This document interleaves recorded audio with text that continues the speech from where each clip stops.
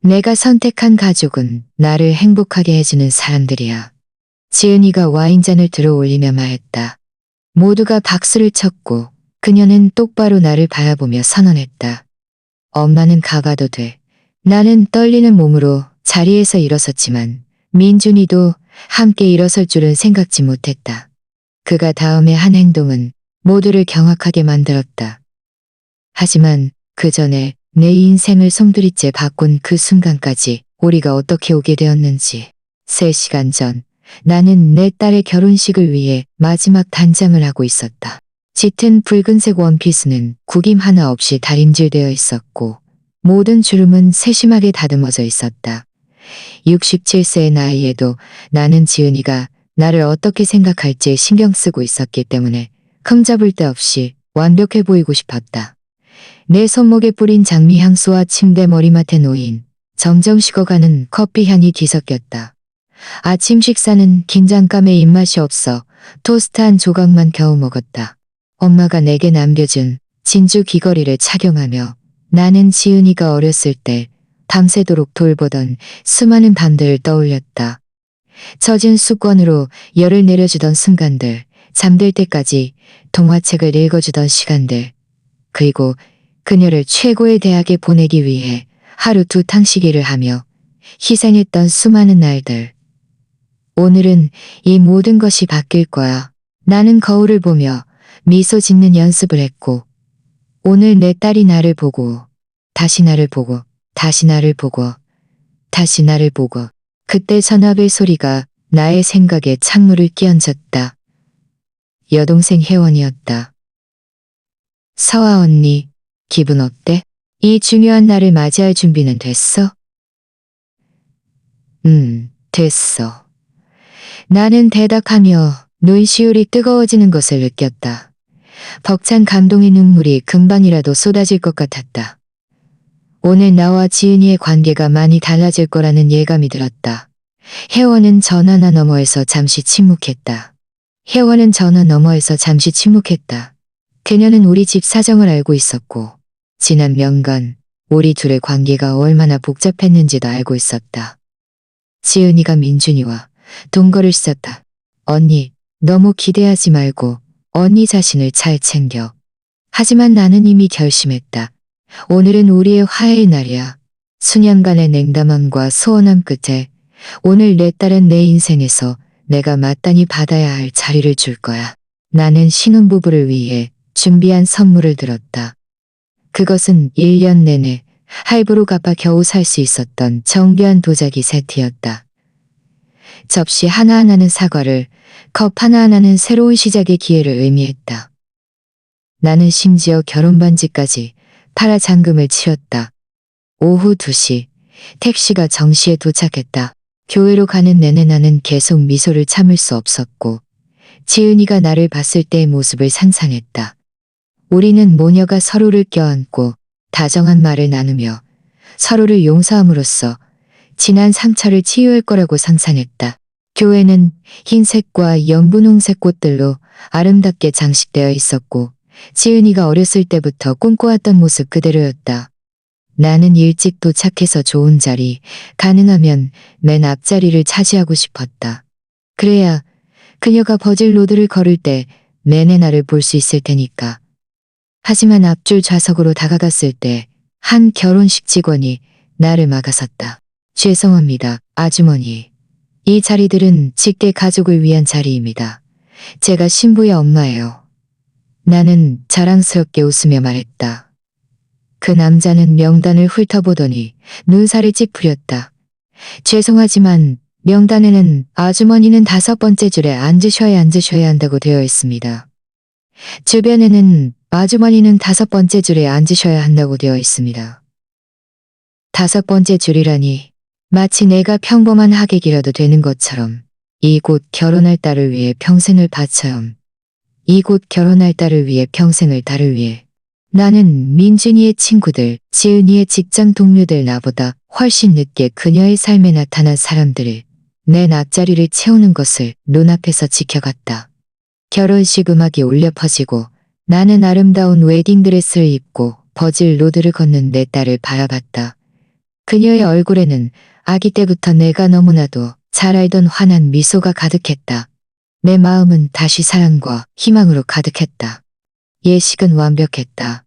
민준이는 좋은 남자 같았고 지은이를 바라보는 그의 눈빛은 날 안심시켰다. 적어도 내 딸은 진정으로 그녀를 사랑하는 사람을 찾은 것 같았다. 그게 가장 중요한 거잖아. 그렇지? 예식이 끝난 후 나는 그들을 축하해주기 위해 앞으로 나섰지만 현장에는 너무 많은 사람이 있었다. 겨우 인파를 헤치고 지은이의 뺨에 급히 입을 맞출 수 있었다. 오늘 정말 예쁘다. 내 사랑하는 아가. 내 사랑하는 아가. 내 사랑하는 아가. 나는 그녀에게 속삭였다. 그녀는 내게 억지 미소를 지어 보이고는 곧바로 다른 손님들을 맞이하기 위해고는 피로 여는 정원이 내다보이는 화려한 연회장에서 열렸다. 테이블 위에는 신선한 꽃 장식과 촛불이 놓여 꿈 같은 분위기를 연출했다. 나는 선물을 들고 내 자리를 찾아갔다. 내 자리를 찾았을 때 내 마음은 다시 가라앉았다. 8번째 테이블, 연회장 가장 안쪽, 주방 옆이었다. 주빈석에서 너무 멀리 떨어져 있어 신랑 신부의 얼굴조차 제대로 보이지 않았다. 주빈석에서 너무 멀리 떨어져 있어 신랑 신부의 얼굴조차 제대로 보이지 않았다. 나와 같은 테이블에 앉은 사람들도 분명 서로 모르는 사이 같았다. 나는 애써 침착함을 유지하며 대답했다. 그 아주머니는 놀란 눈으로 나를 바라봤다. 신부의 엄마가 주빈석에서 이렇게 멀리 떨어진 곳에 앉아 있다는 것을 이해할 수 없는 듯 했다. 사실 나도 알고 싶었다. 나는 내 자리에 앉아 지은이가 사람들의 축복을 받는 것을 지켜봤다. 그녀가 친구들과 크게 웃고 민준이의 엄마를 껴안는 모습을 보았다. 그 친밀한 모습은 내가 지난 몇 년간 그녀에게서 느껴보지 못했던 것이었다. 그녀의 모든 움직임은 작은 칼날처럼 내 가슴을 찔렀다. 저녁 식사가 나올 때 나는 직원들이 주빈석부터 서빙하는 것을 봤다. 우리 테이블에 음식이 도착했을 때는 이미 식어 있었다. 나는 닭고기의 한 조각을 맛보았다. 내 마음처럼 실망스러운 맛이었다. 그 와인 한 잔도 내 목구멍에 점점 짙어지는 씁쓸함을 씻어내지 못했다. 저녁 식사 내내 나는 지은이가 내게 다가와 인사를 건네고 식사는 괜찮은지 묻고 가족들에게 나를 소개해줄지 기다렸다. 가족들에게 나를 소개해줄지 기다렸다. 신랑 신부의 연설 순서가 되자 내 심장이 빠르게 뛰기 시작했다. 어쩌면 지금일지도 몰라. 어쩌면 그녀의 연설에서 나를 언급할지도 몰라. 어쩌면 그녀가 나를 위해 해준 모든 일, 나의 모든 희생, 내가 준 모든 사랑에 감사할지도 몰라. 민준이가 먼저 입을 열었다. 그는 자신의 아버지, 친구들, 직장 동료들에게 감사했고 그의 새로운 가족과 지은이와의 공동의 꿈에 대해 이야기했다. 이어서 지은이가 일어섰다. 그녀는 찬란하게 빛났고 흥분 또는 샴페인 때문에 뺨이 붉게 물들어 있었다. 그녀는 와인잔을 들고 모든 하객들에게 미소 지으며 말했다. 오늘 이 자리에 와주신 모든 특별한 분들께 감사드리고 싶어요. 그녀가 말을 시작했다. 이미 제 형제가 된 친구들, 그리고 제 가족이 된 친구들, 그리고 제 가족이 된 친구들, 그리고 제 가족이 된 친구들, 그리고 제 가족이 된 친구들, 그리고 제 가족이 되어. 그녀는 말을 이어갔다. 곧 나를 언급할 거야. 저는 한 가지 사실을 배웠어요. 진정한 가족은 당신과 함께하기를 선택하고 당신을 지지하며 당신이 성장하도록 돕는 사람들이에요. 이 말들은 돌멩이처럼 나에게 쏟아졌다. 그녀의 한마디는 나에 대한 부정이었고 그녀의 미소 하나하나는 내가 바친 모든 것에 대한 가혹한 비난이었다. 그녀의 미소 하나하나는 내가 바친 모든 것에 대한 가혹한 비난이었다. 내가 선택한 가족은 나를 행복하게 해주는 사람들이야. 그녀는 와인잔을 더 높이 들었고 모든 하객들은 열정적으로 박수를 쳤다. 나는 아직 마지막 희망의 끈을 붙잡고 기다렸다. 어쩌면 연설의 마지막에 나를 위한 한마디를 남길지도 몰라. 단 한마디라도 오늘 내가 여기 온 의미를 증명해 줄 수 있는 한마디를. 하지만 바로 그때 그녀의 시선이 나와 마주쳤다. 밤새도록 그녀가 나를 똑바로 본 것은 이번이 처음이었다. 하지만 그 눈빛에서 내가 본 것은 사랑도 감사도 아니었다. 심지어 무관심조차 아니었다. 그것은 순수한 경멸이었다. 그리고 저는 또 한 가지를 말하고 싶어요. 그녀는 나에게서 눈을 떼지 않고 말을 이었다. 어떤 사람들은 이 특별한 순간에 나타날 자격이 없어요. 어떤 사람들은 우리의 삶에 부정적인 감정, 원한, 칭후만을 가져올 뿐이니까요. 연회장은 순간 정적에 휩싸였다. 모두의 시선이 나를 향했다. 모두가 그녀가 누구를 지칭하는지 알아들었기 때문이었다. 내 얼굴을 수치심으로 화끈거렸지만 나는 움직일 수도 숨 쉴 수도 없었다. 엄마. 그녀는 마침 내 입을 열었다. 내가 그토록 오랫동안 엄마.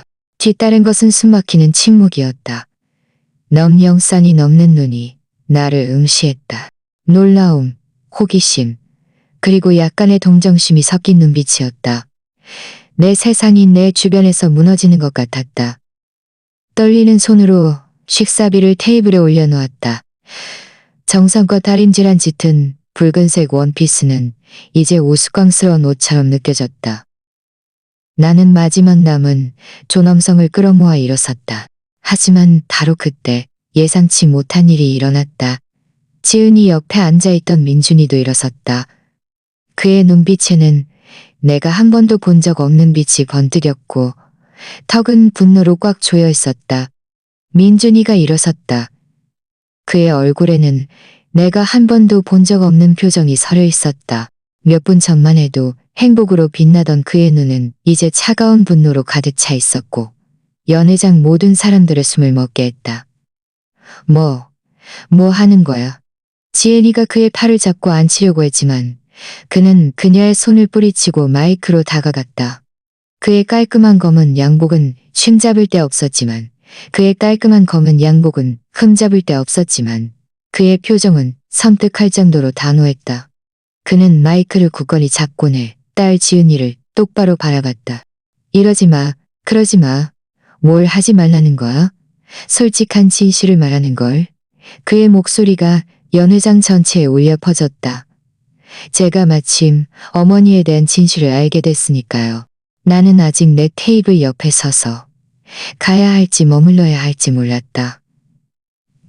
다리가 너무 떨려 의자를 꽉 붙잡을 수밖에 없었다.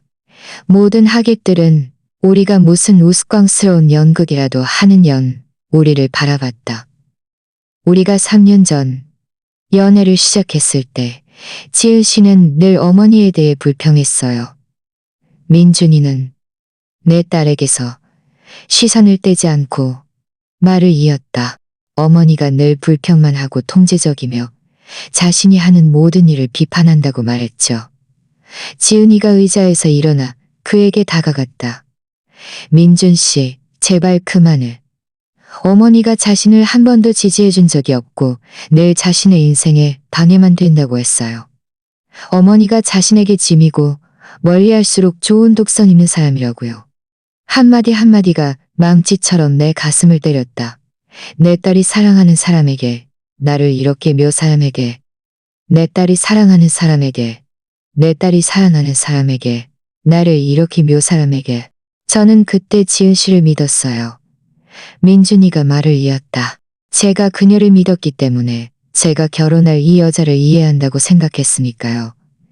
하지만 한 달 전 저는 직접 확인해 보기로 결심했습니다. 지은이는 이미 그의 앞에 다가가 손에 든 마이크를 빼앗으려 했다. 그만을. 이건 우리 결혼식이야. 맞아요. 지은 씨, 우리 결혼식이죠. 하지만 저는 이렇게 거짓말을 하는 사람과 결혼할 사람과 결혼할 수 없습니다. 연회장은 숨소리조차 들리지 않는 정적에 휩싸였고 저는 혜원 아주머니, 저와 아주머니의 여동생을 찾아갔습니다. 그는 나를 가리키며 말을 이었다. 결혼 전에 이 가족 이야기의 전체 버전을 이해하고 싶었으니까요. 그리고 제가 발견한 사실은 저를 너무나도 충격에 빠뜨렸습니다.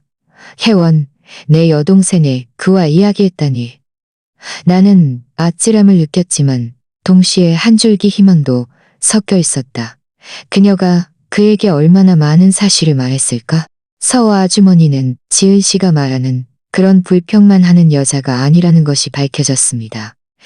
사실 그녀는 딸이 12살 때 남편을 잃은 여자였습니다. 딸을 혼자 키우기 위해 하루 18시간씩 일한 여자였습니다. 민준이가 마이크를 들고 연회장 중앙으로 걸어갔다. 지은이는 그의 뒤를 따랐고 눈에는 눈물이 가득했지만 더 이상 화가 아니라 절망처럼 보였다. 서와 아주머니는 집을 팔고 자신의 보석을 팔고 자신의 보석을 팔고 가구를 팔고 가구를 팔고 가구를 팔고 모든 귀중품을 팔았습니다. 딸이 조금이라도 고생하지 않도록 하기 위해서 사립대학 등록금을 내기 위해서였습니다. 나는 가슴에 손을 얹었다. 숨을 쉴 수가 없었다. 민준이가 이 모든 것을 알고 있었다니 믿을 수 없었다. 지은 씨가 대학을 졸업한 후 그녀는 엄마에게 감사하기는커녕 다른 도시로 이사했습니다. 그녀는 자신을 위해 평생을 희생한 이 여자를 그렇게 버렸습니다. 민준 씨, 제발. 지은이가 비명을 질렀지만 그는 멈추지 않았다. 우리가 사귀었던 3년 동안 지은 씨는 엄마를 몇 번이나 찾아갔을까요? 엄마에게 안부 전화를 몇 번이나 했을까요? 침묵. 칼로도 벨 수 있을 만큼 짙은 침묵이었다. 3번. 3년 동안 단 3번이었습니다. 서와 아주머니가 전화할 때마다 지은 씨는 전화를 받지 않았고 엄마가 메시지를 보낼 때마다 지은 씨는 읽고도 답장하지 않았습니다. 통제할 수 없는 눈물이 내 뺨을 타고 흘러내리기 시작했다. 모든 받지 않은 전화, 모든 읽고도 답장하지 않은 메시지 그가 이 모든 것을 알고 있었다니. 하지만 저를 가장 충격에 빠뜨린 것은요. 민준이가 말을 이었다. 서와 아주머니가 지은 씨가 졸업한 첫 해에도 계속해서 생활비를 보내줬다는 사실입니다. 그녀 자신의 삶에 필요했던, 먹고 살기 위해 필요했던 그 돈을요. 지은이는 연회장 중앙에서 더 이상 그를 막으려 하지 않았다. 그녀는 그저 서 있었고 그 웨딩드레스는 모든 빛을 잃은 듯했다. 그녀는 그저 말없이 눈물을 흘렸다. 지은 씨가 마침내 안정적인 직업을 찾았을 때 그녀가 무엇을 했을까요? 그녀는 엄마에게 더 이상 엄마가 필요 없다고 말했습니다. 민준이가 나에게로 몸을 돌렸다. 그의 눈빛은 더 이상 분노가 아니라 깊은 슬픔으로 가득했다. 서와 아주머니, 제가 이 결혼식에 당신을 초대했을 때 이 모든 것을 전혀 알지 못했습니다. 저는 늘 당신이 지은 씨가 말했던 그 나쁜 여자라고 생각했습니다. 하지만 이제 저는 당신이 제가 본 가장 용감하고 이타적인 여자라는 것을 압니다. 민준이가 내게 다가왔다. 그의 목소리는 부드러웠다. 그의 목소리는 부드러워졌지만 여전히 단호했다. 연회장은 여전히 숨죽인 듯 정적에 휩싸여 있었다. 마치 200명이 동시에 숨죽인 듯 정적에 휩싸여 있었다. 그녀는 당신이 심지어 결혼 반지까지 팔아 지은 씨의 마지막 몇 학기 등록금을 냈다고 했습니다. 당신은 낮에는 일하고 밤에는 사무실 청소를 했습니다. 단지 딸이 걱정 없이 공부할 수 있도록 하기 위해서였습니다. 내 심장이 너무 크게 뛰어서 모두가 들을 수 있을 것 같았다. 민준이의 말은 종소리처럼 연회장에 울려 퍼졌고 한마디 한마디가 내 마음을 더욱 아프게 했다. 그는 저에게 지은 씨가 대학교 2학년 때 맹장염에 걸렸다고 말했습니다. 당신은 공립병원 의사가 기다리라고 하자 빚을 내서 그녀를 사립병원에 입원시켰습니다. 당신은 3일 밤낮을 눈 한 번 붙이지 않고 그녀를 간호했습니다. 지은이는 이제 목 놓아 울고 있었다. 하지만 그것은 슬픔의 눈물이 아니었다. 수치심, 죄책감, 그리고 절망의 눈물이었다. 그녀의 완벽한 화장은 모두 지워졌고 그 웨딩드레스는 더 이상 새로운 시작의 상징이야. 당신은 좋은 엄마가 되는 것이라고 말했으니까요. 혜원 아주머니는 또한 당신이 한 번도 재혼하지 않았고 그 남자들이 지은 씨가 당신 인생에서 가장 중요한 사람이라는 것을 받아들이지 않았기 때문입니다. 민준이의 한마디 한마디는 내 딸의 얼굴을 때리는 따기 같았지만 동시에 내 상처를 치유하는 약 같기도 했다. 수년간 처음으로 누군가가 나의 희생을 알아주었다. 처음으로 누군가가 딸을 혼자 키우는 것이 무엇을 의미하는지 이해해 주었다. 혜원 아주머니가 또 뭐라고 말했는지 아십니까? 민준이는 이제 지은이 앞에 서 있었다. 그는 서와 아주머니가 딸의 아기 때부터 지금까지 모든 사진을 보관하고 있다고 말했습니다. 그녀는 지은 씨의 모든 성취, 졸업장 모든 중요한 순간들이 담긴 앨범 전체를 가지고 있습니다. 지은이는 더 크게 울었다. 그녀는 그것이 사실이라는 것을 알고 있었다. 그녀는 나의 작은 아파트에 그녀를 위해 꾸며진 벽 전체가 있다는 것을 알고 있었다. 그녀를 가졌고 좋은 직장을 가졌고 좋은 직장을 가졌고 좋은 점의 삶의 모든 작은 순간들로 그리고 그녀의 삶의 모든 작은 순간들로 그리고 그녀의 삶의 모든 이웃들에게 가는 서와 아주머니가 그는 서와 아주머니가 늘 모든 이웃들에게 당신에 대해 그는 이 모든 일에도 불구하고 당신은 그녀를 무조건적으로 사랑했다고 말했습니다. 민준이가 지은이 앞에 멈춰서서 그녀를 응시했다. 그의 목소리는 더욱 엄격해졌다. 하지만 지은 씨, 저를 가장 아프게 하는 것은요. 제가 당신에게 청혼하며 어머니를 초대할 거냐고 물었을 때 당신이 저에게 엄마는 우리의 특별한 날에 나타날 자격이 없다고 말한 것입니다. 그녀는 원한으로 가득 찬 여자이고 우리에게 문제만 가져다 줄 것이라고요. 일부 하객들은 속삭이기 시작했지만 대부분은 연극을 보듯이 이 모든 것을 응시하고 있었다. 저는 그때 엄마를 초대해야 한다고 고집했어요. 어쩌면 당신들이 화해할 수 있을 거라고 순진하게 생각했으니까요. 하지만 당신은 그녀를 마치 낯선 사람인 양 가장 구석진 테이블에 앉혔습니다. 당신은 그녀를 마치 낯선 사람인 그녀에게 연회장 전체에서 가장 나쁜 자리를 주었습니다.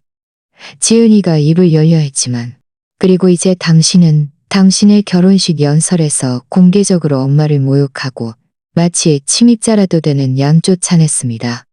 하지만 그녀는 당신을 위해 평생을 바친 여자입니다. 민준이가 다시 나에게로 몸을 돌렸다. 서와 아주머니, 저는 친어머니를 이렇게 대하는 여자와 결혼할 수 없습니다. 저는 자신을 가장 사랑하는 사람을 그렇게 경멸하는 사람과 가정을 이룰 수 없습니다. 지은이가 상처 입은 동물처럼 비명을 질렀다. 안 돼. 민준 씨, 제발. 우리 해결할 수 있어. 하지만 그는 이미 결심한 듯했다. 그는 결혼 반지를 빼서 주빈석에 올려놓았다. 혜원 아주머니는 저에게 당신 어머니에 대한 정보만을 준 것이 아닙니다. 지은 씨. 그녀는 저에게 제가 어떤 사람이 되고 싶은지, 어떤 가정을 만들고 싶은지에 대한 교훈을 주었습니다. 그가 나에게 다가와 내 손을 부드럽게 잡았다. 서와 아주머니, 당신이 이런 모욕을 겪게 해서 정말 죄송합니다. 당신은 이런 일을 겪을 필요가 없습니다. 내 눈물은 더 이상 슬픔 때문이 아니라 형언할 수 없는 감격 때문이었다. 수년간 처음으로 누군가가 나를 진정으로 알아주었고 처음으로 누군가가 내 이야기를 이해해 주었다. 손님 여러분, 민준이가 모든 하객들을 향해 돌아서서 말했다. 유감스럽게도 이 결혼식은 취소되었습니다. 저는 자신의 가족을 이렇게 경멸하는 사람에게 제 인생을 맡길 수 없습니다. 연회장의 속삭임은 순식간에 귀첨이 터질 듯한 소음으로 변했다. 일부 하객들은 일어섰고 일부는 휴대폰을 꺼내 촬영하고 있었다. 일부는 그저 입을 벌린 채 믿을 수 없다는 표정이었다. 지은이는 연회장 중앙에 무릎을 꿇고 주저앉았다. 그녀의 웨딩드레스는 부서진 천사의 날개처럼 그녀 주위에 펼쳐졌다. 엄마, 그녀가 나를 향해 비명을 질렀다. 엄마, 제발 그에게 가지 말라고 해줘. 모든 걸 해결할 수 있다고 말해줘. 하지만 나는 이미 출구를 향해 걸어가기 시작했다. 다리는 여전히 떨렸지만 고개는 꼿꼿이 들려 있었다. 한 걸음 한 걸음이 내 귓가에 승희의 북소리처럼 울렸다. 하객들의 웅성거림은 내 뒤에서 점점 커졌지만 나는 더 이상 신경 쓰지 않았다. 지난 몇 년간 처음으로 나는 내가 보이고 인정받고 존중받는다고 느꼈다. 엄마 잠깐만. 지은이의 절망적인 울부짖음이 칼처럼 공기를 갈랐다. 제발 그냥 가지마. 그냥 가지마. 나는 문 앞에서 멈춰 섰지만 뒤돌아보지 않았다. 그녀의 목소리는 산산조각 난 듯 들렸고 몇 분 전 자신감 넘치고 오만하게였고 몇 분 전 자신감 넘치고 우리 이야기할 수 있어. 해결할 수 있어. 하지만 내가 살짝 몸을 돌렸을 때 민준이는 더 이상 연회장이 없었다. 그는 다른 문으로 나갔고 그의 존재와 함께 내 딸의 완벽한 삶에 남아있던 마지막 희망까지 가져갔다. 나는 연회장을 나와 정원의 벤치에 혼자 앉았다. 시원한 공기가 얼굴에 와닿았다. 밤새도록 처음으로 숨을 편안하게 쉴 수 있었다. 연회장의 불빛이 창문으로 새어나왔고 안에서 터져나오는 혼란스러운 소리가 들렸다. 내 휴대폰이 울렸다. 혜원이었다. 혜원이었다. 언니, 방금 민준 씨한테 전화 왔어. 무슨 일인지 말해줬어. 괜찮아? 나 너무 혼란스러워. 나는 떨리는 목소리로 대답했다. 무슨 감정을 느껴야 할지 모르겠어. 언니는 자랑스러워해야 해. 수년간 마침내 누군가가 언니를 위해 정의를 찾아줬잖아. 하지만 지은이는? 내 딸은? 언니 딸은 방금 인생에서 가장 중요한 교훈을 얻었어. 우리는 그 애가 정말로 배웠기를 바랄 수밖에 없어. 혜원과 통화하는 동안 나는 연회장에서 사람들이 속속 걸어 나오는 것을 봤다. 대부분은 민준이 쪽 친척들이었다. 그들은 믿을 수 없다는 표정으로 주차장으로 향했다. 지은이 쪽 손님들도 몇몇 떠났는데 분명 이런 어색한 상황이 불편했던 모양이다. 혜원아, 앞으로 어떻게 해야 할지 모르겠어. 이 모든 일을 겪고 어떻게 살아가야 할지 모르겠어. 오늘 밤은 우리 집에서 자. 우리 실컷 이야기하고 필요하면 실컷 이야기하고 필요하면 실컷 울어. 내일은 언니의 새로운 삶을 계획하자. 나의 새로운 삶이라고? 응. 서와 언니. 딸의 사랑을 더 이상 애원할 필요 없는 삶. 언니 자신 때문에 더 이상 애원할 필요 없는 삶. 전화를 끊자마자 지은이가 연회장에서 뛰쳐나오는 것을 봤다. 그녀의 드레스는 구겨져 있었고 얼굴 화장은 다 번져 있었다. 걷는 모습은 비틀거렸고 한 걸음 한 걸음이 고통스러운 듯했다. 그녀는 벤치에 앉아있는 나를 발견하고 나에게 달려왔다. 엄마, 제발 용서해줘. 그녀는 내 앞에 무릎을 꿇었다. 내가 잘못했어. 내가 엄마한테 너무 심하게 대했다는 걸 알아. 나는 한참 동안 말없이 그녀를 바라봤다. 내 앞에 무릎 꿇은 이 여자는 내 딸이었다. 하지만 그녀는 또한 방금 사람들 앞에서 나를 모욕하고 수년간 내 뒤에서 나쁜 말을 하며 나를 작고 투명하게 느끼게 했던 그 여자였다. 지은아, 나는 부드럽지만 단호한 목소리로 말했다. 너는 아니? 지난 3년 동안 내가 몇 번이나 그냥 네 목소리를 들으려고 전화하고 싶었는지? 그녀는 눈물을 흘리며 고개를 저었다. 매일, 지난 3년 동안 매일. 나는 전화를 들고 네 번호를 눌렀지만 항상 누르기 전에 끊었어. 네가 받지 않을 거라는 걸 알았으니까. 엄마, 제발, 네가 아니? 내가 밤새 잠 못 이루며 내가 대체 무엇을 잘못했는지, 어느 시점에서 네게 좋은 엄마가 아니게 되었는지 생각한 밤이 몇 밤이나 되는지? 그녀의 울음소리가 더 커졌다. 엄마는 한 번도 좋은 엄마가 아니었던 적이 없어. 내가 정말 나쁜 딸이야. 지은아, 이 모든 것에서 가장 슬픈 게 뭔지 아니? 네가 잃은 남자에게서 네가 나를 얼마나 싫어했는지 들어야 했다는 거야. 지난 3년 동안 나는 네가 그저 네 새로운 삶을 사느라 바빴다고 순진하게 생각했어. 하지만 알고 보니 너는 마음속 깊이 나를 경멸하고 있었던 거야. 나는 엄마를 싫어하지 않았어. 나는 한 번도 엄마를 싫어한 적 없어. 하지만 너는 나를 사랑하지도 않았지. 그렇지? 적어도 내가 너를 사랑하는 것처럼은. 지은이는 침묵했다. 그것이 사실이라는 것을 알고 있었기 때문이었다. 엄마, 민준 씨가 나를 떠났어. 내가 한 일 때문에 내 평생의 사랑을 잃었어. 아니, 지은아. 너는 네가 한 일 때문이 아니라 네가 어떤 사람인지 때문에, 네가 어떤 사람인지 때문에 그를 잃은 거야. 나는 벤치에서 일어나 혜원이 나를 기다리고 있다고 말한 길가로 걸어가기 시작했다. 어디가? 민준 씨 없이 나 어떻게 해야 해? 엄마 없이 나 어떻게 해야 해? 나는 발걸음을 멈추고 마지막으로 그녀를 향해 돌아섰다. 너는 네 행동의 결과를 책임지는 법을 배워야 해. 너는 사랑이 네가 받고 싶다고 받을 수만 있고 아무것도 돌려주지 않아도 되는 것을, 아니라는 것이 아니라는 것을 배워야 해.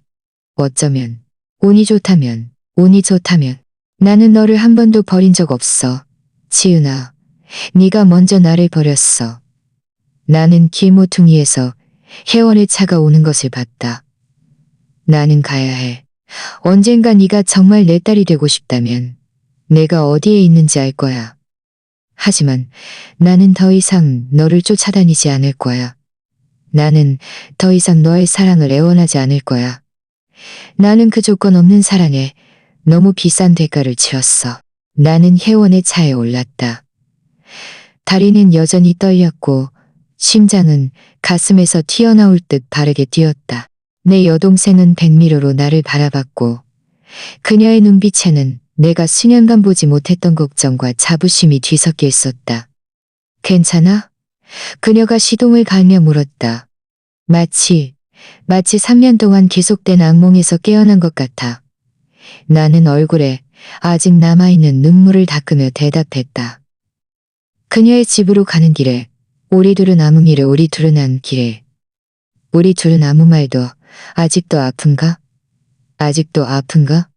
그렇다. 나는 창밖을 바라봤고 도시의 불빛이 유성처럼 스쳐 지나갔다. 하지만 동시에 해방감도 들었다.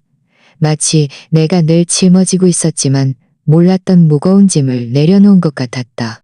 혜원의 집에 도착하자 그녀는 캐모마일 차를 끓여주었다. 우리는 그녀의 거실에 앉아 조용히 불을 켜고 가장 친한 자매들 사이에서만 느낄 수 있는 편안한 침묵을 즐겼다. 서아 언니, 민준 씨랑 이야기했을 때 언니한테 말하지 않은 게 있어. 그녀가 차를 휘저으며 입을 열었다. 뭔데? 그가 나를 찾아온 것은 언니와 지은이의 관계에 대해 묻기 위함만이 아니었어. 그는 정말 언니를 걱정하고 있어. 그가 몇 번 언니를 만났을 때 언니가 슬퍼 보였다고 말했어. 언니 눈빛에 뭔가 지은이가 묘사한 언니와 전혀 맞지 않는 게 있었다고 말이야. 나는 조용히 듣고 그 정보를 소화했다. 그는 지은이가 자기 앞에서 언니 욕을 할 때마다 뭔가 잘못됐다고 느꼈다고 말했어. 지은이가 묘사한 것처럼 그렇게 나쁜 여자가 어떻게 지은이처럼 성공한 딸을 키워낼 수 있었을까 하고 말이야. 그의 정확한 말은 서와 아주머니가 지은 씨가 말하는 것처럼 그렇게 불평만하고 파괴적인 사람이라면 어떻게 혼자서 딸을 독립적이고 전문적인 대학생으로 키울 수 있었겠습니까? 이었습니다. 이 질문이 그를 계속 괴롭혔다고 했어. 내 가슴에 이상한 온기가 흘렀다. 민준이는 내 친딸조차 인정하려 하지 않는 것을 나에게서 보았다. 나쁜 엄마? 내가 대체 뭘 했길래 이런 대우를 받아야 한다고 생각해? 내 여동생은 찻잔을 내려놓고 내 손을 잡았다. 언니는 세상에서 가장 좋은 엄마야. 지은 오빠가 돌아가셨을 때 언니는 혼자 지은이를 키웠어. 밤낮으로 일하며 그 애에게 필요한 모든 것을 주었지. 언니가 한 희생은 나조차도 완전히 이해할 수 없을 정도야. 그렇다면 왜? 그렇다면 왜? 그 애는 왜 나를 그렇게 미워하는 걸까? 그렇게 미워하는 걸까? 나는 그 애가 언니를 미워한다고 생각하지 않아. 나는 그 애가 언니를 두려워한다고 생각하지 않아. 나는 그 애가 언니를 두려워한다고 생각해. 나를 두려워한다고? 왜? 그 애의 머릿속에는 자신을 위해 그토록 많이 희생한 엄마가 있다는 사실이 죄책감과 초라함을 느끼게 할 뿐이었을 거야. 희원의 말이 내 머릿속에서 윙윙거렸다. 어쩌면 그녀의 말이 맞을지도 몰라. 어쩌면 지은이의 거부는 나와는 전혀 상관없이 너무 많은 사람을 받고도 어떻게 돌려줘야 할지 모르는 죄책감을 그녀 스스로가 감당하지 못했기 때문일지도 몰라. 이 모든 것의 아이러니가 뭔지 아니? 뭔데? 너를 필사적으로 밀어내면서 지은이는 얼마나 훌륭한 여자인지 알 기회를 놓쳤어. 그녀는 너의 간인함, 너의 관대함, 너의 관대함, 너의 관대함, 너의 관대함, 너의 조건 없는 사랑에서 배울 기회를 놓쳤어. 내 휴대폰이 오히려 우리 대화를 방해했다. 모르는 번호였다. 서와 아주머니 되세요. 전화 너머에는 젊은 남자의 목소리가 들렸다. 네, 그런데 누구세요? 민준입니다. 지금 전화해두지 않았으면 동시에 민준입니다. 지금 전화해서 방해되지 않았으면 좋겠습니다. 내 심장이 한 박자. 아니요. 아니요. 민준 씨, 괜찮으세요. 제가 진실을 더 일찍 알지 못해서 사과드립니다. 제가 지은 씨가 당신을 이렇게 오랫동안 대하도록 내버려둬서 사과드립니다. 제가 처음부터 당신을 더 알아가겠다고 고집하지 않아서 사과드립니다. 내 눈물이 다시 떨어질 뻔했다. 민준 씨, 당신은 사과할 필요 없어요. 당신이 오늘 한 일은 수년간 아무도 저를 위해 해주지 않았던 일이에요. 서와 아주머니, 한 가지 더 말씀드리고 싶은 게 있습니다. 제가 연회장을 떠난 후 지은 씨의 친구 몇 명을 찾아갔습니다. 그들도 결혼식이 있었죠. 저는 그녀가 대체 어떻게 지금의 모습이 되었는지 더 이해하고 싶었습니다. 그래서 뭘 알아냈어요. 저는 당신이 지은 씨에게 나쁘게 대우받은 유일한 사람이 아니라는 것을 알아냈습니다. 그녀의 직장 동료들은 그녀가 늘 자신보다 지위가 낮다고 생각하는 사람들을 경멸했다고 말했습니다. 그녀의 다정했다고 말했습니다. 그녀의 상사는 그녀라는 사람들에게 매우 가혹했고 악명이 높았다고 말했습니다. 저는 불행 중 다행이라고 생각합니다. 제가 전혀 모르는 사람과 결혼하지 않아서 말이죠. 민준이가 말을 이었다. 그리고 당신도 마침내 당신의 사랑을 소중히 여기지 않고 오랫동안 당신을 감정적으로 억압했던 사람에게서 벗어났습니다. 나는 아무 말도 할 수 없었다. 아무 말도 할 수 없습니다.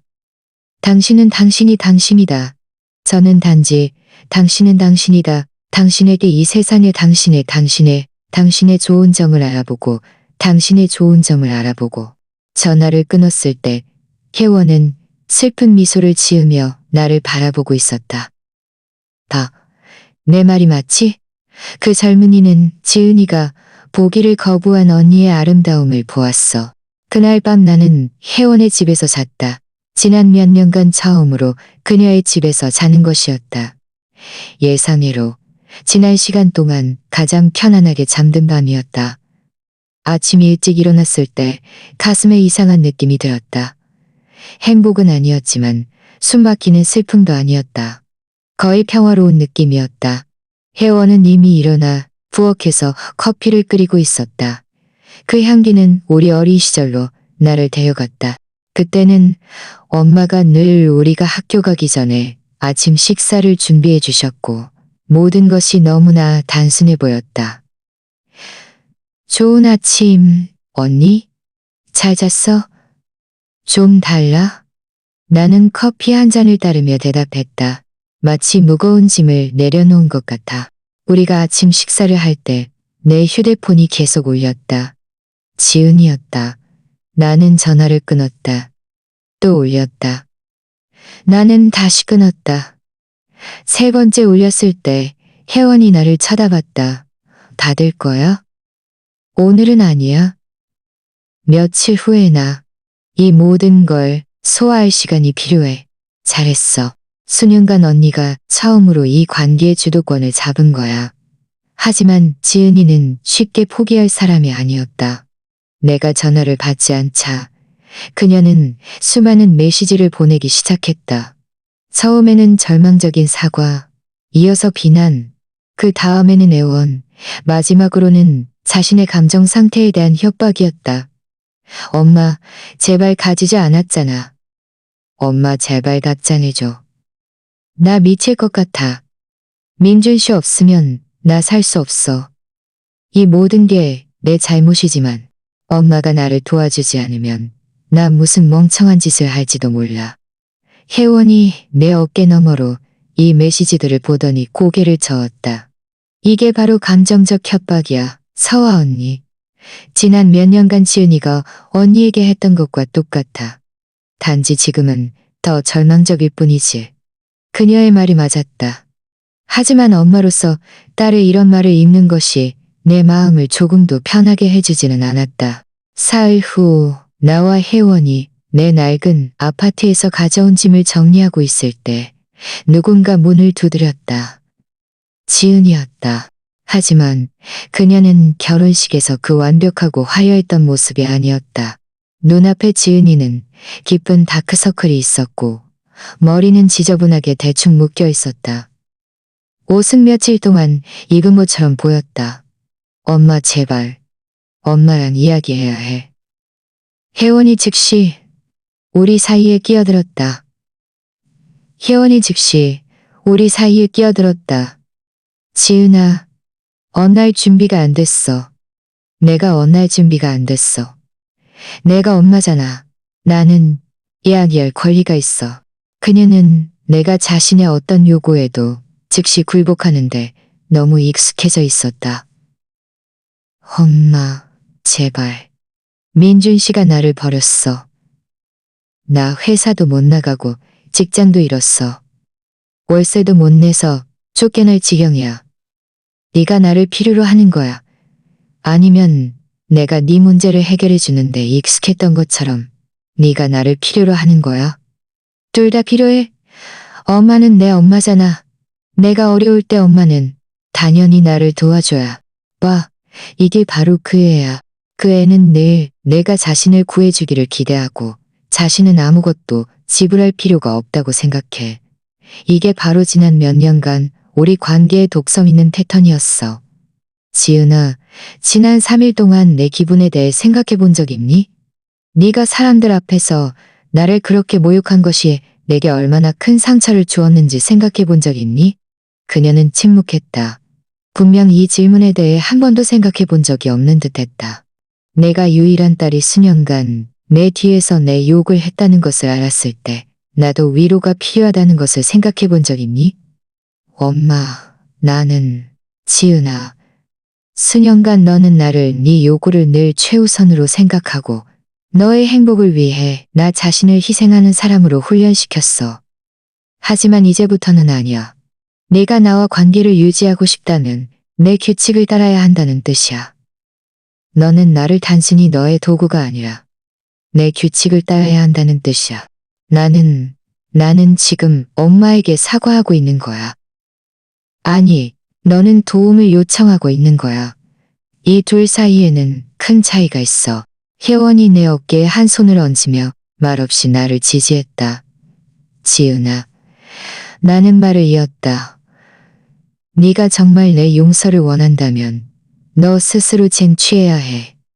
너는 네가 나에게 준 상처를 진정으로 이해하고 바꿀 의지가 있다는 것을 나에게 증명해야 해.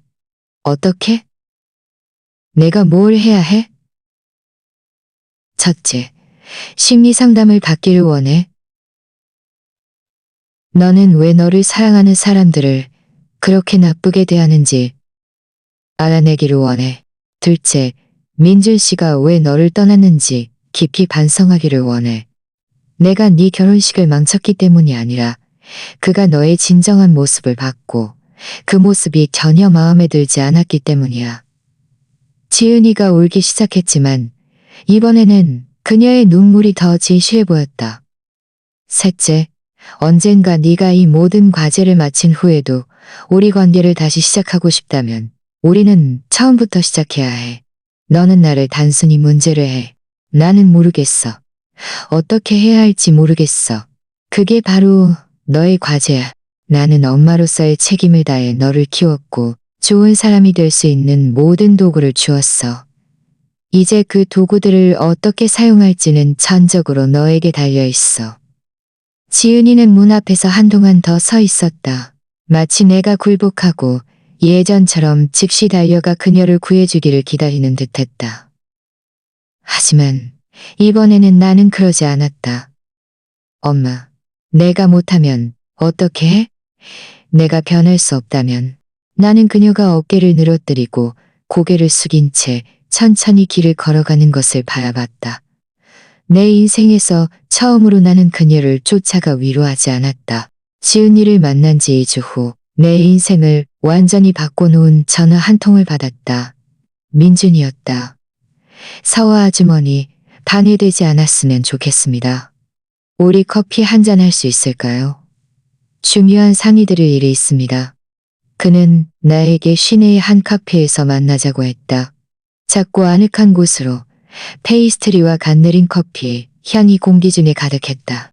내가 도착했을 때 그는 이미 상가 자리에서 나를 기다리고 있었다. 그는 좀 달라 보였다. 살이 약간 빠졌고 약간의 수염을 기르고 있어 더 성숙해 보였다. 하지만 그의 눈빛은 결혼식 날 내가 봤던 진심을 여전히 간직하고 있었다. 와주셔서 감사합니다. 그가 일어나 나에게 인사했다. 이게 당신에게 좀 이상하게 느껴질 수도 있다는 걸 압니다. 그가 일어나 나에게 인정했다. 이게 당신이 나를 위해다는 걸 압니다. 민준이는 커피 2잔을 주문하고 잠시 침묵했다. 서화 아주머니, 지난 2주 동안 저는 계속해서 당신에 대해 생각했습니다. 당신의 이야기, 당신이 지을 씨를 위해 희생한 모든 것, 그리고 당신이 겪은 불공평한 대우에 대해요. 당신이 겪은 불공평한 대우에 대해요. 당신이 겪은 불공평한 대우에 대해요. 저는 당신이 제가 먼저 말하게 해주십시오. 저는 결정을 내렸는데 당신에게는 미친 소리처럼 들릴 수도 있겠지만 말씀드린 미친 소리처럼 저는 건축가입니다. 하지만 늘 당신과 비슷한 경험을 가진 나이든 여성들을 위한 커뮤니티 센터를 만들고 싶다는 꿈이 있었습니다. 가족에게 무시당하고 모든 것을 바쳤지만 마땅한 존경을 받지 못한 여성들을요. 내 심장이 빠르게 뛰기 시작했다. 저는 조사를 했습니다. 우리 지역사회에는 당신과 같은 여성들이 했습니다. 우리 지역사회에는 당신과 같은 여성들이 수천 명이나 있습니다. 그들은 혼자 아이들을 키웠고 평생을 희생합니다. 민준 씨, 정말 멋진 생각이지만 저는 아무것도 몰라요. 제가 어떻게 커뮤니티 센터를 운영하겠어요. 하지만 당신은 강인한 여성으로서 수많은 어려움을 극복한 모든 것을 알고 있습니다. 당신은 희생이 무엇인지, 조건 없는 사랑이 무엇인지, 조건 없는 사랑이 무엇인지 알고 있습니다. 이것이 바로 그 여성들이 봐야 할 것입니다. 그들은 가장 사랑하는 사람에게 버림받더라도 다시 일어설 수 있다는 것을 알아야 합니다. 다시 일어설 수 있다는 것을 알아야 합니다. 그의 말은 내 마음속에서 음악처럼 울려 퍼졌다. 저는 설계도를 가지고 있고 자금의 일부도 확보했습니다. 허가도 받았습니다. 지금 저에게 부족한 것은 우리가 봉사할 대상들을 진정으로 이해하는 사람입니다. 그들도 다시 일어설 수 있다는 것을 증명할 수 있는 롤모델이요. 왜 저예요? 당신은 저를 전혀 모르잖아요. 저는 좌절하지 않아 모르잖아요. 저는 좌절하지 않은 여자를 보았습니다. 저는 전화를 보았습니다. 겨는 존엄성을 가지고 그 테이블에서 일어섰을 때 당신이 모욕 속에서도 고개를 꼿꼿이 들고 출구로 고개를 꼿꼿이 들고 출구로 거지고시 들고 민준이가 서류 가방에서 서류철을 꺼내 테이블에 놓았다. 이것은 설계도입니다. 이 센터에는 직업훈련 수업, 심리지원 그룹, 여가활동, 심지어 이 여성들이 일하고 돈을 벌 수 있는 작은 카페도 있을 것입니다. 이 모든 것은 당신과 같은 여성들을 위해 설계되었습니다. 나는 서리철을 열고 상세한 도면들을 보았다. 아름다운 건물이었다. 정원이 있었고 햇살 가득한 넓은 교실들이 있었다.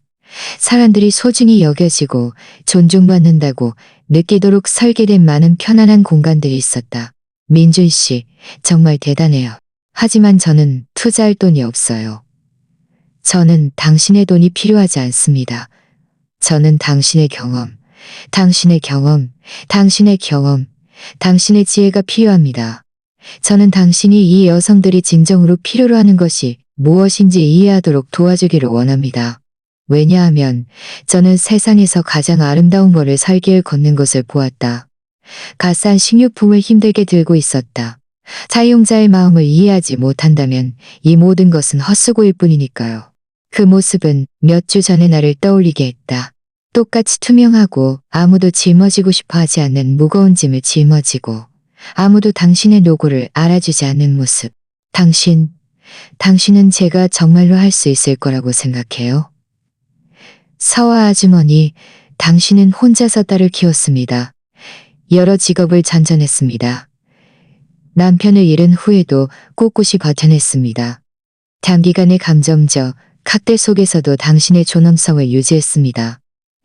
마침내 당신은 충분하다고 말할 용기를 냈습니다. 만약 이 정도가 다른 여성들이 자신의 힘을 찾도록 돕기에 충분한 자격이 아니라면 저는 무엇이 충분한지 모르겠습니다. 내 눈시울이 촉촉해졌다. 하지만 이번에는 슬픔 때문이 아니라 희망 때문이었다. 내가 한 번도 상상해 본 적 없는 미래의 가능성 때문이었다. 한 가지 더, 민준이가 말을 이었다. 지은 씨가 계속 저에게 전화하고 있습니다. 내 마음이 가라앉았다. 뭐라고 했어요? 그녀는 다시 시작하고 싶다고 말했습니다. 교훈을 얻었고 변할 의지가 있다고 말했습니다. 그녀는 또한 당신이 그녀를 용서했고 모든 것이 예전으로 돌아갈 수 있다고 말했습니다. 그건 사실이 아니에요. 압니다. 제가 이 사실을 당신에게 말씀드리는 것은 당신과 지은 씨 사이에 무슨 일이 있든 당신 자체로 가치 있는 존재라는 것을 알아주셨으면 해서입니다. 당신의 사명은 당신의 소중히 여기지 않는 어떤 사람의 엄마라는 역할보다 훨씬 더 위대합니다. 서화 아주머니, 저는 당신이 늘 베풀었지만 돌려받지 못했던 그 사랑을 진정으로 필요로 하고 감사의 여성들을 돕는 데 사용하시기를 권합니다. 저는 당신이 당신 자신의 이야기 속 영웅이 되시기를 권합니다. 나는 다시 그 설계도들을 바라봤다. 그 공간에 서서 나의 이야기를 이해하고 나의 경험을 높이 평가하는 여성들에게 둘러싸여 있는 나 자신을 상상했다. 그들은 나를 부서진 사람이 아니라 강인한 사람으로 볼 것이다. 우리 언제 시작해요? 내가 그에게 물었다. 6달 후 나는 새 아파트 거울 앞에 서서 마음의 빛 여성센터 개관식을 준비하고 있었다. 거울 속에 나는 내가 거의 알아보지 못할 여인이었다. 혜원이 추천한 깔끔한 단발머리를 하고 있었다. 센터장으로 받은 첫 월급으로 산 에메랄드색 원피스를 입고 있었다. 수년간 처음으로 내 눈을 날듯색 원피스를 입고 있었다. 10년간 처음으로 내 눈에서는 내가 거의 잊고 지냈던 빛이 번뜩였다. 그것은 사명감이었다. 센터의 발전은 우리가 생각했던 것보다 훨씬 빡했던 것보다. 그들은 이제 그림자처럼 붙어 다녔다. 하지만 가장 아름다운 것은 그들 각자가 영원히 잃어버렸다고 생각했던 것을 되찾는 것을 보는 것이었다. 그들의 존엄성을 말이다. 중요한 날을 맞이할 준비는 됐어? 혜원이 내 방으로 들어오며 물었다. 그녀는 이 프로젝트에서 나의 오른팔이었고 내가 가장 골치 아파하는 모든 행정 업무를 처리해 주었다. 이미 준비됐어. 나는 수십 년 만에 처음 느껴보는 감격으로 대답했다. 정말 너무 설레. 지난 몇 달 동안 나는 나 자신도 몰랐던 재능들을 발견했어. 나는 행사를 조직하는 데 능숙하고 속마음을 털어놓고 싶어하는 여성들의 이야기를 들어주는데도 아주 뛰어나다는 것을 알게 됐어. 게다가 센터 기금 모금에도 놀랍도록 효율적이었지. 민준이는 내가 사람들에게 영감을 주는 재능이 있다고 말했고 나는 이제 그 말을 조금 믿기 시작했다. 우리가 차를 몰고 센터로 향할 때 내 휴대폰이 울렸다. 모르는 번호였다. 서화 씨 되십니까? 네. 그런데 누구세요? 저는 뛰어난 여성들이라는 TV 프로그램의 박선영 PD입니다. 당신의 커뮤니티 센터에 대해 그리고 당신의 이야기에 대해 프로그램에 출연해 주십사 초대하고 싶습니다. 당신의 이야기가 최근 소셜미디어에서 큰 화제가 되고 있어서 더 많은 사람들과 공유하고 싶습니다. 나는 그 자리에서 얼어붙었다. 혜원이 전화를 낚아채서 다음 주 인터뷰 일정을 잡아주었다. 서화 언니, TV에 나간대. 그녀가 운전하면서 소리쳤다. 믿을 수가 없어. 우리가 센터에 도착했을 때 문 앞에는 이미 사람들이 북적였다. 기자들, 정부 관계자들, 우리 도움을 받은 여성들, 그리고 온라인에서 우리의 이야기를 지켜봐온 많은 지역 주민들이 있었다. 민준이는 멋진 파란색 양복을 입고 입구에서 마지막 세부 사항을 조율하고 있었다. 서화 아주머니. 그가 환한 미소를 지으며 말했다. 당신의 꿈이 현실이 되는 것을 볼 준비가 되셨습니까? 내가 그를 바로잡았다. 민준 씨가 없었다면 이 모든 것은 그가 그를 바로잡았다. 개관식에서 몇몇 센터 이용자들이 자신의 이야기를 공유했다. 63세의 순자 씨는 수십 년간 전업주부로 살다가 이곳에서 제빵을 배워 제2의 인생을 찾은 이야기를 했다.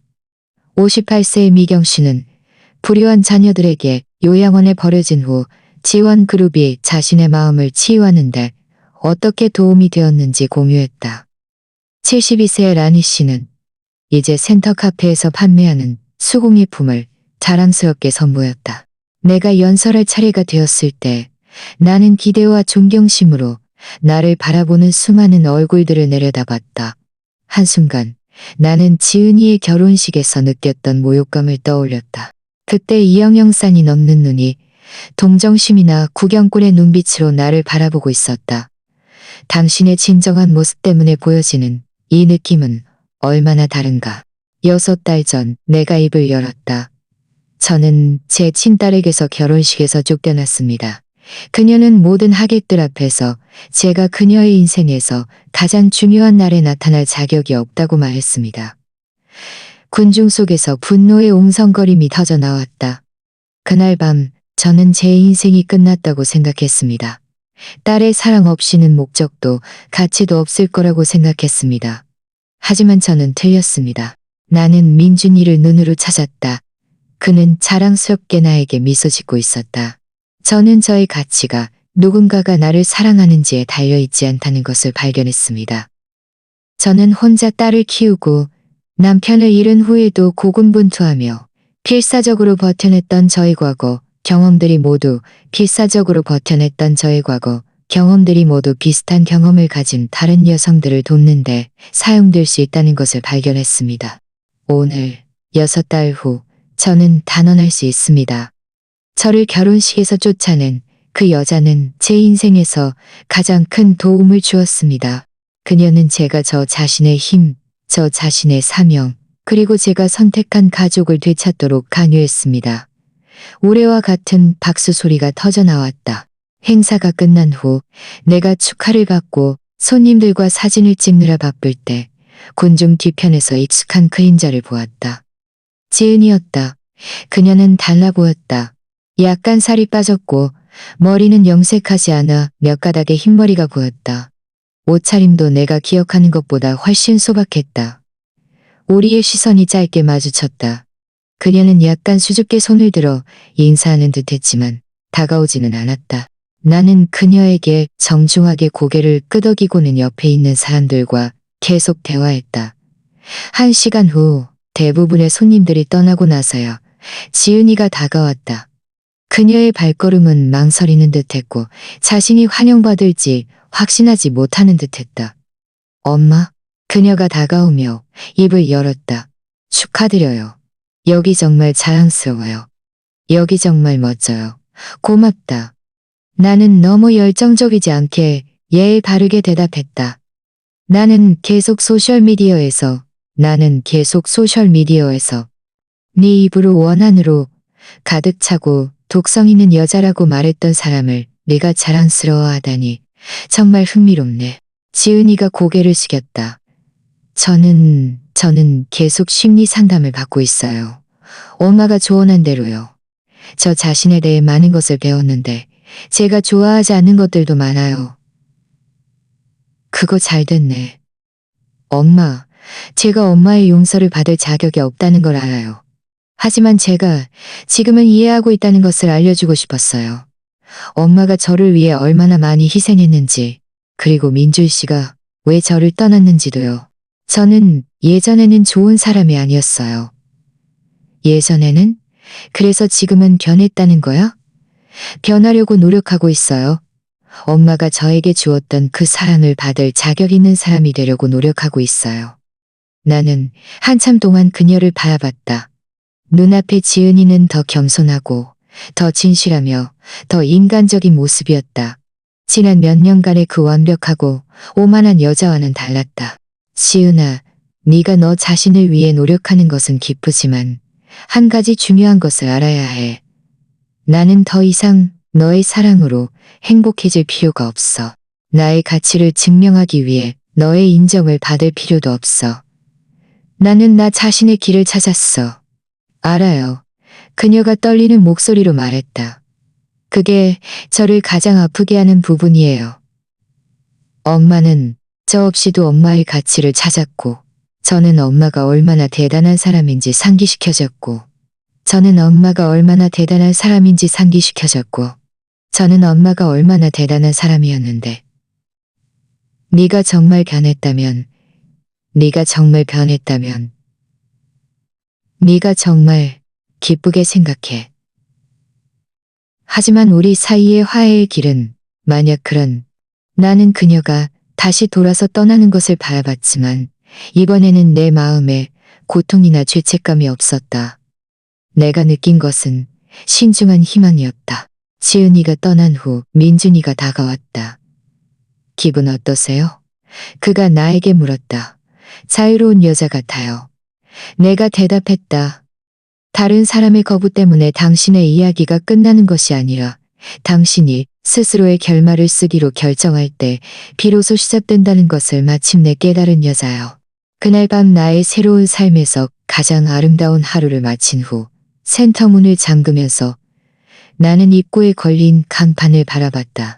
마음의 빛 여성센터. 이곳에서 모든 여성은 다시 시작하기에 결코 늦지 않았다는 것을 발견할 수 있습니다.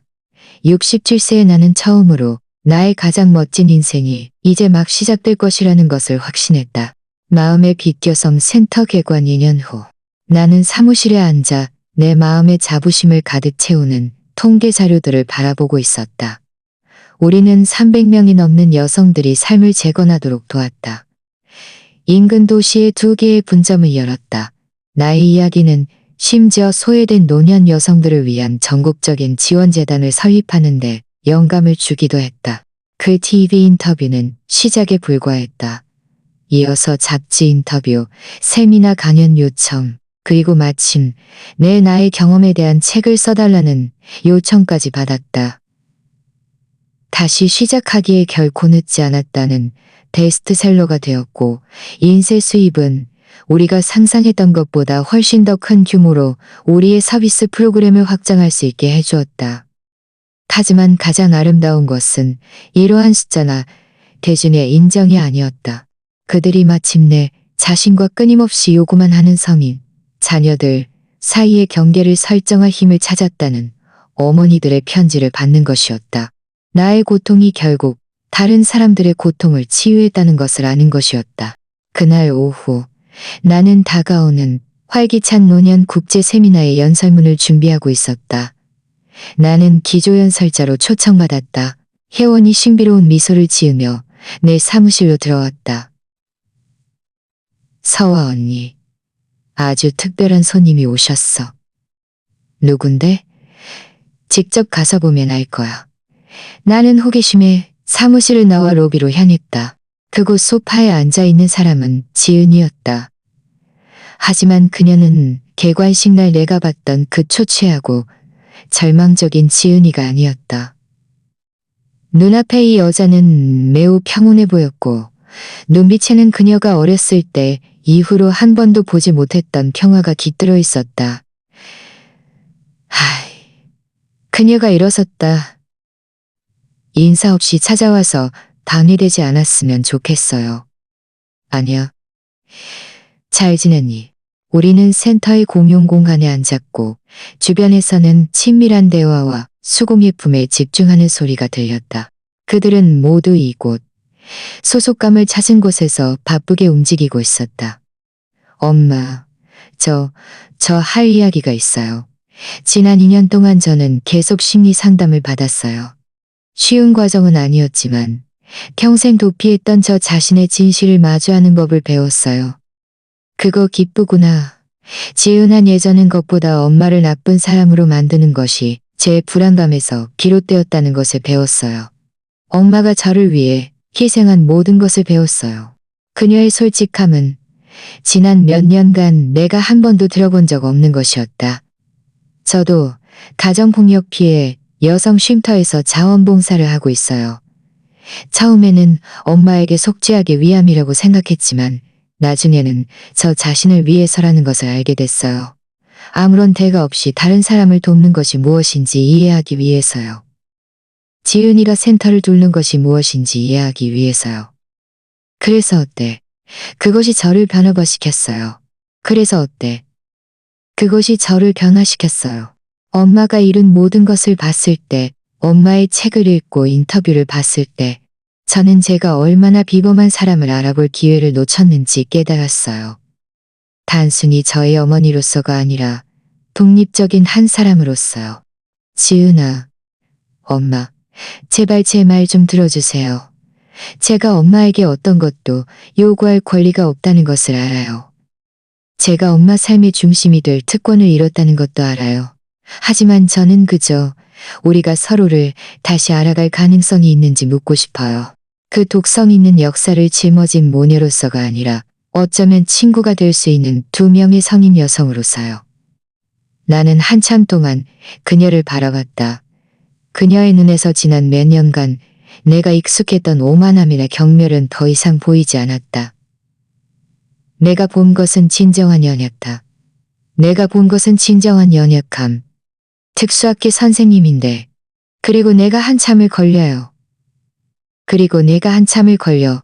알아차린 존경심이었다.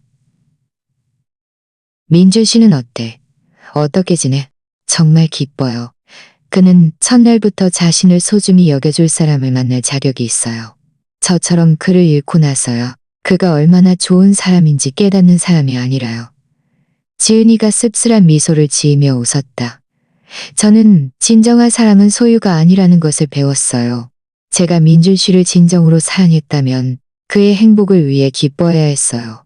그의 행복이 제가 준 것이 아니더라도요. 제가 엄마를 진정으로 사랑했다며 나는 그녀의 말을 조용히 소화했다. 엄마에게 당장 용서해달라고 요구하는 것이 아니에요.